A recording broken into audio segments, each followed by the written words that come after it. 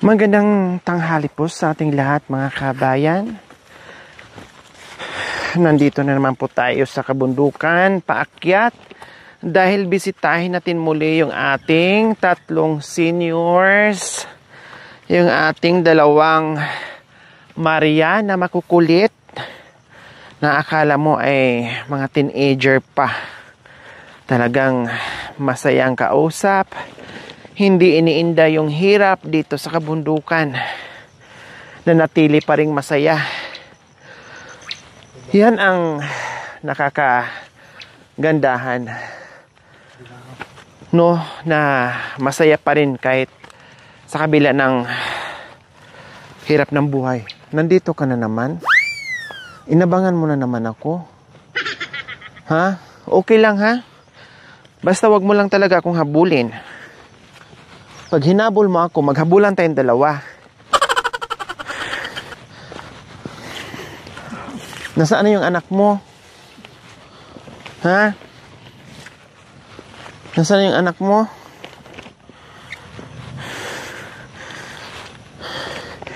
Ayan, mabait siya ngayon.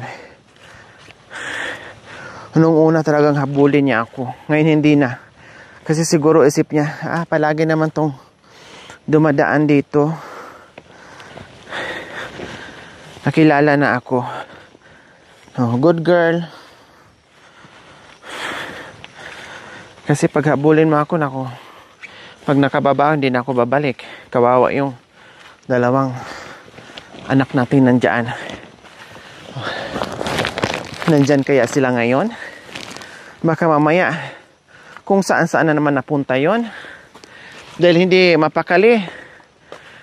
Sabi na nga niya, lakad ng lakad daw sila. Dahil nakakapagod kung nakaupo lang o nakahiga lang sa bahay. Kaya sana, nandiyan lang sila.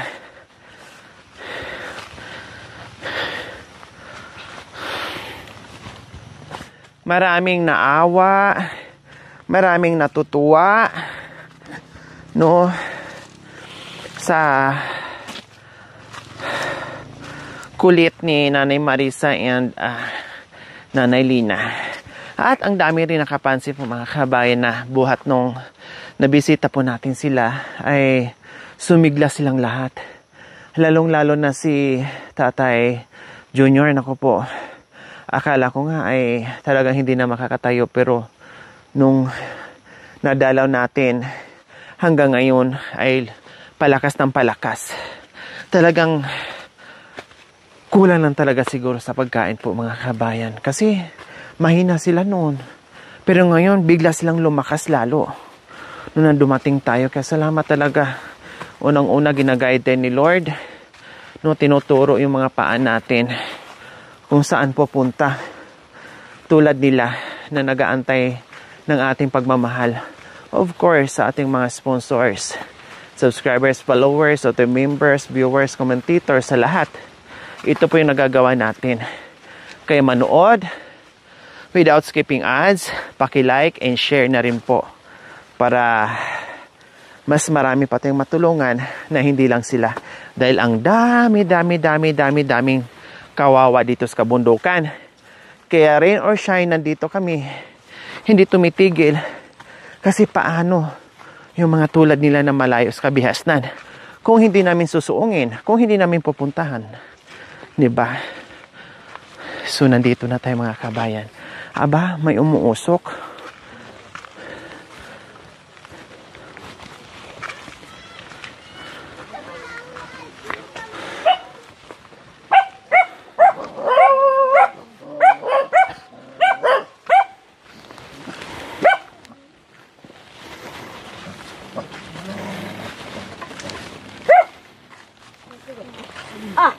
Ayan, ay. Tao po. Talaga. Kumusta? Naman. Nakuba yung kubo namin. Oh. Nasira na ang kubo. Ano pong nangyari? Ito sa uwan. Natumba na. Tignan mo. Nabali na kasi rumupok na po mga kabayan. Kaya bumigay na. Meron nga bagong trapa na niligay natin. Pero hindi na po kinaya ng poste, opo, ay bumigay na. Buti na lang kamo bumigay ito, wala po kayo dyan sa loob. Nila kanina narinig ko kayo sa drama ngayon. Ay, narinig nyo na naman ako sa radyo? Oo. Anong sinabi? Tutulungan daw yung mga mahihirap. So... Yung kubo kanya, nagiba. Oh, di ba? Opo. Buti na lang kamo, nung natumba ito, bumigay, walang tao dito sa loob, wala kayo. Wala kami doon. Kasi meron pa naman kayong kinukuha dito madalas. Hindi. Di ba? Kung nagkataon na buwal yan, na bali yan, madaganan kayo. Yung malakas ng ulan. Bumigay nung sobrang lakas yung kagabi. Saka mahangin. Kagabi. Oo. Okay, sige. Mahangin. Buti hindi po kayo umalis ngayon. Hindi, bakit ako kumalis? Kaya pupunta. Kasi mahirapan na naman ako sa kahahanap sa'yo. Okay, so ayan po mga kabayan, nandito po tayo muli at buti na lang, kompleto pa rin po silang tatlo. Nandito si Tatay Junior, si Nanay Marisa at si Nanay Lina. Nandito pa rin po mga kabayan, umuulan, gaya ng sinabi ko. Kapag ganitong panahon mga kabayan, meron naman silang kumot, damit, no? Ay kailangan nila magpaapoy. Magpakape. O magparingas. No, habang nagsasalang ng pangkape, tapos lumalapit sila sa mainit para kahit papaano ay maibsan yung kanilang lamig dito sa kabundukan. Kaya madalas silang nauubusan ng kahoy kasi ganyan po.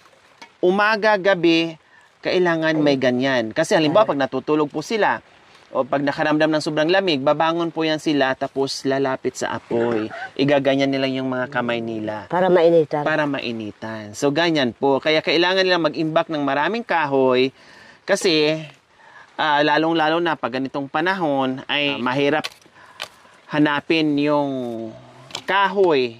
No? At mahirap magparingas ng kahoy dahil basa, dahil umuulan nga. So, ayan. So, ayan po mga kabayan. Nanay Marisa, pwede po ba dito po muna tayo? Meron na po akong sasabihin sa inyo. O sige, tabi po. Magluklok. Luklok lang po ha. Huwag lulo. Makikita mo na panty. Makikita na panty. Ano ko dyan, panty? Ha? Panty. Wala po kayong pante? Wala, Short lang. Wala. Tingnan ko nga.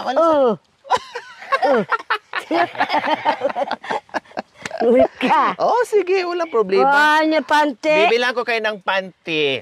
Pero ganito. Na yung... Ganito lang. Opo, ibabilang ko po kayo ng panty na may butas dito sa gitna. Para makita na. Hindi, para hindi po kayo mainitan. Para presko, malamig. Ito nagbulsari. Opo. Lagyan natin ng butas dito, ha? Yan ang bibiling kong panty sa iyo, ha? Bakit ayaw po noon, yung presko? Gusto ko may bulsari ito. Yung panty. Dito na lang natin ilipat yung butas. Dito. Iya. Yung ganyan lang. Okay, sige. Meron akong ibabalita sa inyong tatlo. Sige. Nandito kami muli kasi yung ating panalangin ay dininig ng Diyos. Magkakaroon na kayo ng bagong bahay kubo! Very good. Very good. Very good. Ipapaayos na po namin ang inyong bahay. Boy. Na kahit maliit, kahit Maliwanag kubo, ang buwan. basta maayos na kayero, maayos na hindi na kayo mabasa at hindi na kayo giginawin. Kasi may dingding na, may bubong na at maayos na. Kahit maliit, no? Kahit pandak na bahay. Basta maayos. Basta hindi madaanan ng hangin kasi mataas eh. Opo, kailangan natin ay mababa lang. Kasi sabi nyo, kaya ganito lang ang bahay nyo, mababa kasi iwas doon sa malakas na hangin pag bumabagyo. Okay? Dito po muna kayo. Hali po kayo dito. Nagtarang karon, nagtarang karon. Susunod na siya pero sasayad na siya. Ayan. So, ang balita namin mga kabayan, ipapagawa na natin yung kanilang bahay kubuson. Dahil nakita nyo naman po natin mga kabayan kung gaano kahirap yung kanilang tirahan. No, ay gawa lamang po sa tagpi-tagpi ng dahon ng saging na laya o fresh, no, pero hindi uubra. Tulad nitong mga kabayan, no, kagabi lang ay bumigay na po talaga itong isang kubo nila na kung saan nandiyan po yung kanilang mga gamit or minsan diyan po talaga sila natutulog, no? So, paano mga kabayan kung nagkataon na nagpahinga sila dyan o may kinuhang damit o may kinuhang gamit na nadaganan dyan, kundi problema na naman natin. Kawawa naman. Di ba kasi mabigat po yan? Siyempre, sa dami ng daon ng saging na nakapatong-patong dyan plus yung mga dinagan ng mga kahoy para hindi lang liliparin yung mga trapal dyan plus yung mga haligi. Delikado po yun sa edad nila pag nadaganan, pag nabalian, kawawa na. 'Di ba? Lalong malulumpo yung kanilang pamumuhay kasi nga si tatay wala na nga. Plus magkasakit at mabalian pa itong dalawa. Paano na yung hanap buhay nila? Dahil sila lang naghanap buhay, nagngangahoy, nag-iigib para ipakain dito sa mister niyang hindi na masyadong nakakalakad ng malayo. Kaya ito yung gagawin natin. At sa katunayan po mga kabayan, dito tayo magtatayo. No? Dito tayo magtatayo. Oh, dito.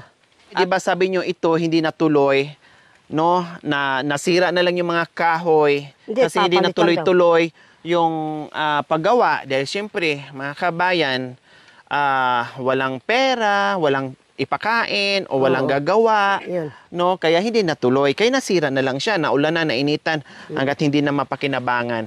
So dito po tayo magtatayo, okay? I-explain ko po mamaya mga kabayan kung paano, no, at paano yung mga bagay-bagay, kung saan ba talaga sila magtitira o tatayo ng bahay, kung ano pa ibang mga concern para dito sa tatlong senior natin.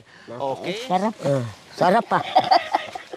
Yan. So ayan po mga kabayan, unang-una, magpapasalamat tayo sa Panginoong Diyos dahil sabi ko nga kanina, itinuro tayo ng ating Panginoong Diyos, no, kung saan tayo pupunta sa mga taong tulad nila nangangailangan. So this time po mga kabayan ay i-explain ko lang, no, i-announce ko lang po at magpapasalamat tayo sa lahat ng pag-alalay nyo sa aking munting adhikain na talagang highly appreciated yung inyong kabutihan, no, dahil sabi ko nga walang mangyayari din sa akin mga kabayan kung hindi ko po kayo kaagapay sa misyong ito.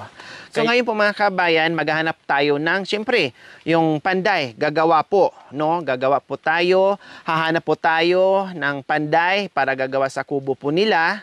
At syempre, nandiyan po yung expenses natin, yung ating labor kung sino yung gagawa, no?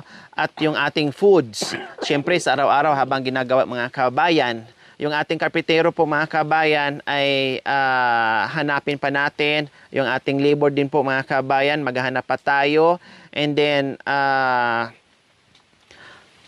yung foods natin, no, ay gagastos din po tayo mga kabayan. Tapos yung materyales din po natin mga kabayan, ganito po yun, no? Halos lahat bibilhin natin. Kasi may mga kahoy dito na nakapalibot ay hindi naman po kay Nanay Marisa lahat or kay Tatay Junior. So ano yung pwede nating makuha, kunin, kung pwede, mapakinabangan, pero halos lahat po ay bibili tayo ng mga light materials sa bayan. So problema na naman po natin mga kabayan kung makakaakyat dito yung delivery truck. Kasi sa ibang tinutulungan namin, may mga hardware na hindi umaakyat. Takot sila dahil matarik ang daanan at hindi kaya ng truck nila. So ganun po mga kabayan.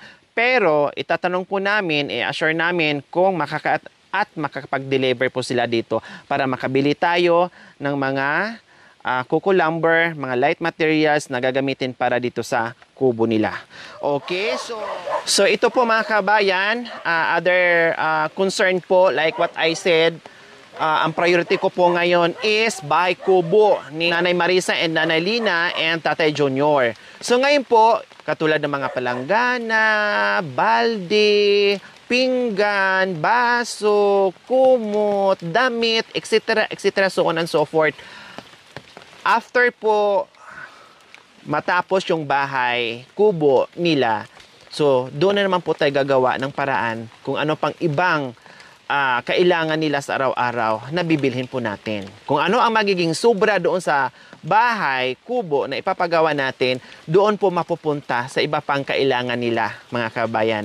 Kaya wag po kayong mag-alala, pag natapos lang po natin, na-target lang po natin yung bahay nila, ay pwede na tayong bumili kung ano-ano. Kasi kung unahin natin yung mga ibang gamit o gamit sa bahay, wala pang, hindi pa natin na itayo yung poste, baka maubos na lang natin yung pera kakabili ng mga iba pang kailangan nila, hindi pa natin naumpisahan yung bahay, paano na? Hindi pa natin alam kung may magdadagdag pa, hindi pa natin alam kung may magbibigay pa or sapat yung pera na hawak natin ngayon na galing po sa sponsors natin. So, doon muna tayo sa priority. Then after, pwede natin bumili paunti-unti ng mga gamit nila sa loob ng bahay. So, ganun po yung mga kabayan.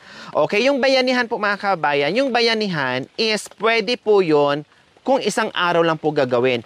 Tulong-tulong. Kahit naman sa unat, merong ganong nangyayari. Kahit sa kulot, ganun din po may bayanihan kung isang araw lang po gagawin. Pero tulad dito na siguro abutin ng 1 linggo o 2 linggo, depende sa gagawa, depende sa bilis, no, ay hindi po pwedeng bayanihan. Kasi, syempre, lahat ng tao na pupunta dito na makikipagbayanihan, may mga pamilya, may mga trabaho, may mga anak.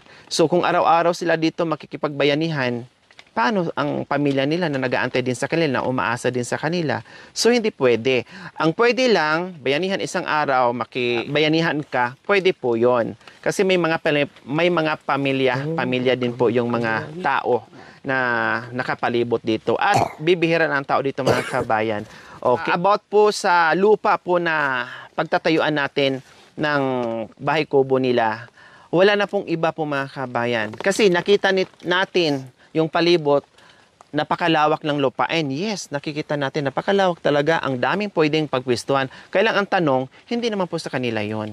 Ito lang ang bahay nila sa tuktok ng bundok na pwedeng matayuan ng kubo. Wala nang iba. Hindi na pwede sa malapit sa sibol, hindi na pwede sa malapit sa sapa, hindi na pwede malapit sa ilog, hindi na pwede sa patag, hindi na pwede sa ganito, sa ganyan, doon, dito. Dito lang po talaga ang pwede kasi ito lang yung lupa nila at yung mga lupa na nakikita nyo po ay hindi na po sa kanila. May mga kanya-kanyang may-ari. Opo. Dininta nila yung mga lupahin na. Opo. Nabenta na.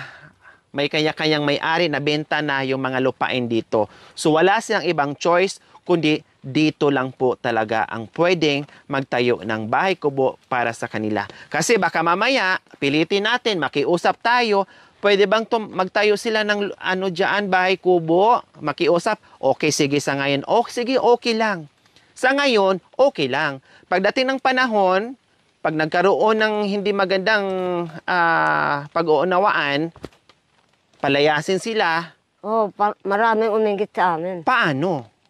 Hilain natin, bunutin natin yung bahay. So dito lang po. No, dito lang po talaga. Para safe sila, hindi sila palayasin, hindi sila paalisin, kasi lupa nila ito. Wala tayong choice eh. Kung ako nga lang po, mga kabayan, kung pwede nga lang doon sa ibaba, why not? Gagawin po natin. Kung ano yung ikabubuti at ikagagaan ng 3 seniors natin, doon tayo. Gagawin natin yon. Siyempre, kailang wala po talaga. Ito lang po talaga. Dito lang. At isa pa, nandito yung mga pananim nila.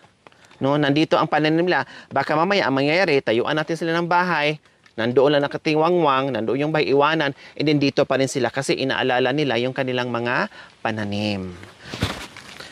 So dito po ang pagpwestuhan sa bahay kubo ng ating 3 seniors. Kung hindi lang talaga masyadong malayo at mahirap paakyatin yung mga materialis dito, mga kabayan, ay talagang sabi ko, yung pundasyon sana, bukod na bibili ako ng halimbawa, bibili ako ng kahoy na 4x4 poste.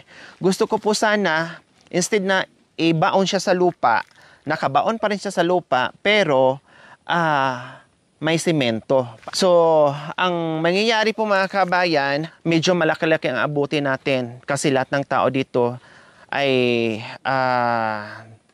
iutos mo. No? Tuwing utos mo dito, kailangan may bayad. Walang free dito mga kabayan. Kahit doon kay mamidi, mapabata utusan mo, mapamatanda, no, mapa-senior, pag once na ito inutusan ko, bayad lahat yan. Para walang masabi. At hindi yan libre kasi sila kumakain. No? Hindi tayo naglilibre dito. No? Kahit yung ating mga nagtutour sa atin o lahat, iba pa yung pakain, iba pang merienda, iba pa yung cash na binibigay. So ganito din po ang mangyayari dito. Marami tayong tao na kailangan para maghakot sa mga materyales, paakyat dito dahil pahirapan po talaga. Pahirapan. Wala tayong chopper na isang bagsak lang ay nandito na kaagad sa tuktok na maihatid yung materyales para sa bahay. So ganun po mga kabayan yung ating gagawin, no? Basta umpisahan natin soon as possible, meron lang tayong inaantay-antay pa. Kasi hindi pwedeng mag-start na tayo ngayon na medyo alanganin pa sa budget and then umuulan, nakatiwangwang, hindi natin alam kung kailan pa madagdagan yung ating biyaya, no? Masisira yung mga materyales. So mas maganda na sa alam ko na kaya na at pwede na, so mag-umpisa na tayo para tuloy-tuloy, no? At syempre, wag mo na ngayon kasi may bagyo, no? Walang magtatrabaho. Paano yung sasakyan na aakyat dito na magdi-deliver? Plus, paano yung mga tao na maghahakot ng materyales papunta dito? Syempre, pahirapan yun, hindi pwede. So, medyo patila-tilain natin o medyo pagandahin muna natin ng konti yung panahon natin, no? Kasi mahirap yon, whole day, mula umaga, maghapon, kung ganito, no, umuulan, wala din magtatrabaho. Sayang yung bayad natin, hindi sulit. Kasi syempre, nandito sila.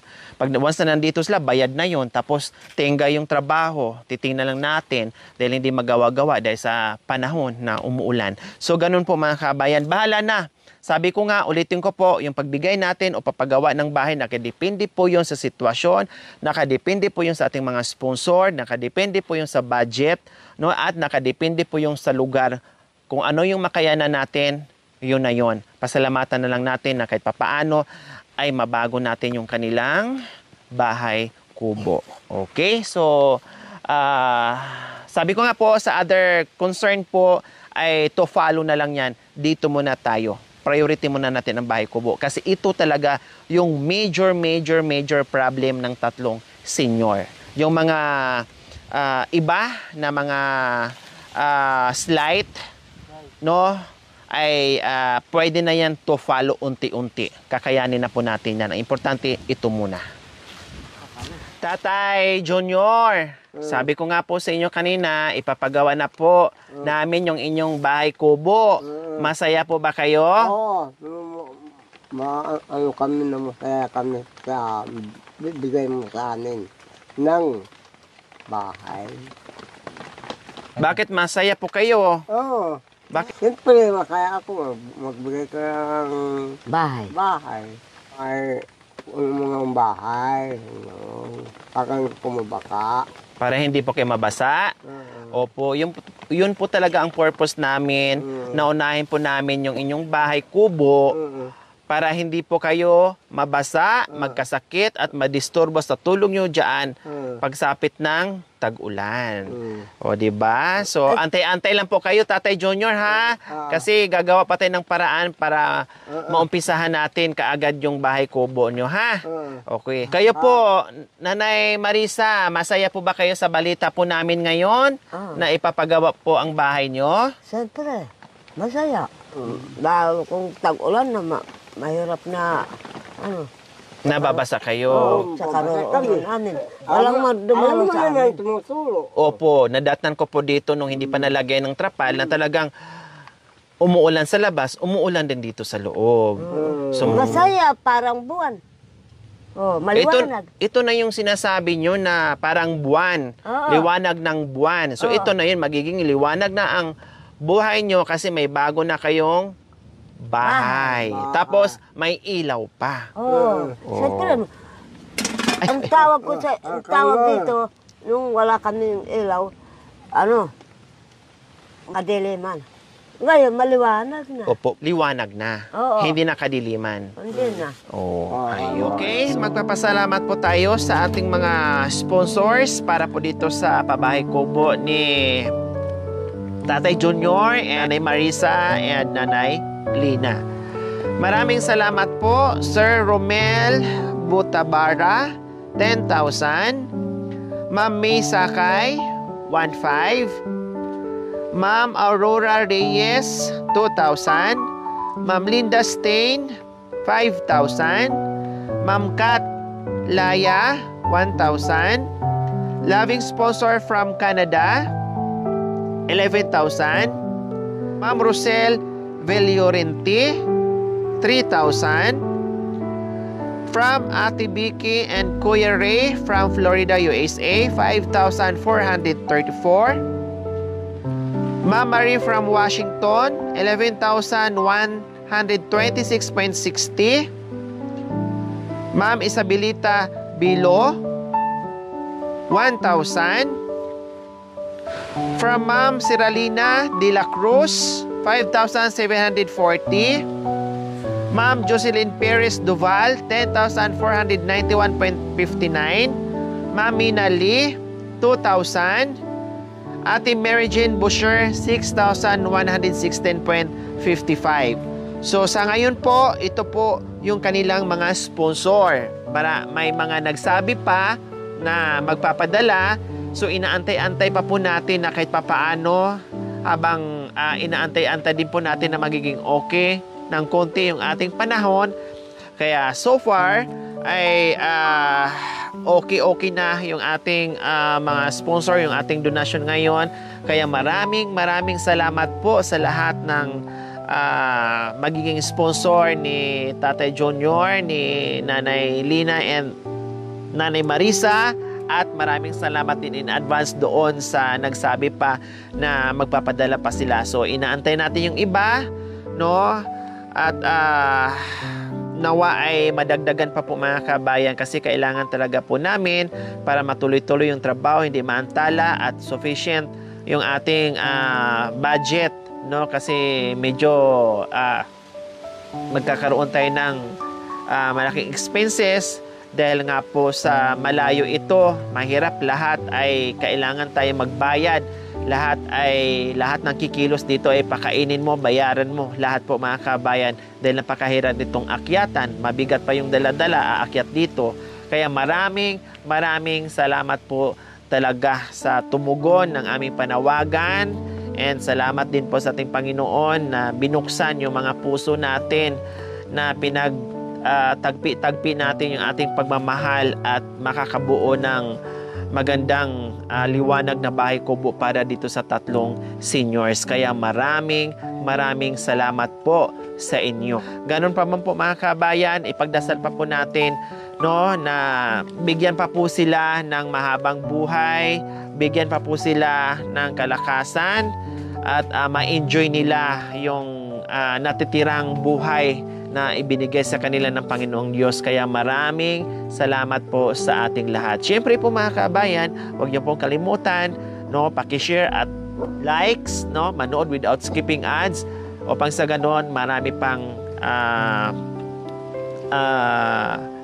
biyaya, no, na marami pating matulungan na hindi lang sila kundi marami pang iba. Maraming salamat po muli sa ating lahat. Pasalamat sa Panginoon sa naggawa ng kamay natin kung sinong magnakaw ng mga halaman namin dito. Parang wala silang kamay. Kawawa yung matatanda ang magtatanim ng saging tapos kukunin pa. Wala na ako ibigay sa mga anak ko. O pinagpaguran ng matatanda tapos kinuha pa rin. Ay, sabihin ko sa'yo, kinuha raw yung mga saging. Saan? Yung ganyan ng kabuli na. Sino nagkuha? Aywan ko, hindi ko alam. Bakit hindi na ko bigyan ng pera? Aywan ko, pagpasensaan natin, liwanagin natin, kahit na magnakaw sila, pabayaan mo. Sana. Sana nakatulong na tayo. Di ba? Nakatulong ka na. Huwag nang ulitin na magnakaw ng sinong tao. Alam nila dahil yung Panginoon, di ba, sabi, wala kayong mga kamay para magtanim kang lahat na pananim. Tama. Oo. Kailangan magsipag kasi may kamay. Oo, sino? Kaya ginawa ng Diyos yung kamay para kumayod ka sa trabaho mo. Huwag kang uminggit doon sa pananim na matatanda. Oo. Huwag magnakaw. Oo, masama yung manakaw. Kasi ayaw ko... Manghingi na lang, no? Oo. Magkaroon na tayong bahay. Salamat. Salamat sa Panginoon. Binigyan tayo ng pabahay. Ako. Para hindi kami mabasa.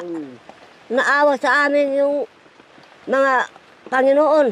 Nakikita nila sa karoroonan namin ng yung mga kabundukan. Ngayon, sabi ng Panginoon, ay kawawa naman itong mga matatanda. Wala naman dumalaw sa kanila. Kaya pasalamat ako sa Panginoon. Magawa nila yung kubo namin para hindi kami mabasa. Happy? Oo. Masaya? Oo. Masaya. Tignan mo, kung bukasin mo yung isip namin, walang masakit. Maganon. Yeah. Thank you for watching. Don't forget to like, share, and subscribe.